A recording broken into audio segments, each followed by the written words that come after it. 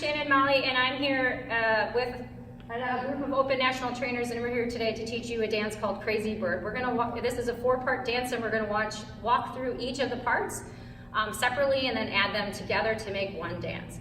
So the first move that we're going to do is a walk forward and a walk back, and we're going to start with our right foot. So we're going to go 1, 2, 3, tap, back, 2, 3, tap. 1, 2, 3, tap, back, 2, 3, tap.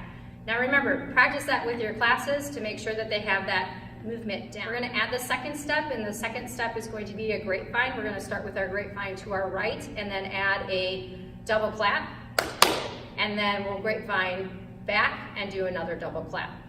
So here we go, grapevine right, so it's right, behind, right, double clap, left, behind, left, right, behind, right, left, behind, left. Add those two movements together. So the first movement is going to go forward, 1, 2, 3, tap, back, 2, 3, tap, forward, 2, 3, tap, back, 2, 3, tap. Grapevine right, 2, 3, 2, 3, right, left, 2, 3.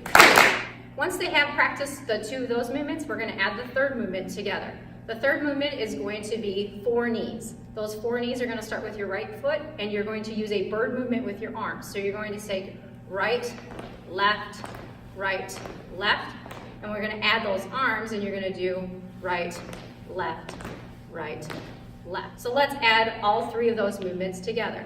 Again, starting with your right foot, forward first.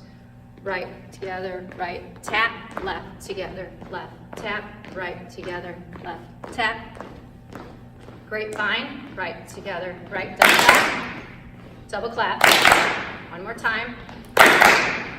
Remember the bird, so up, 2, 3, 4.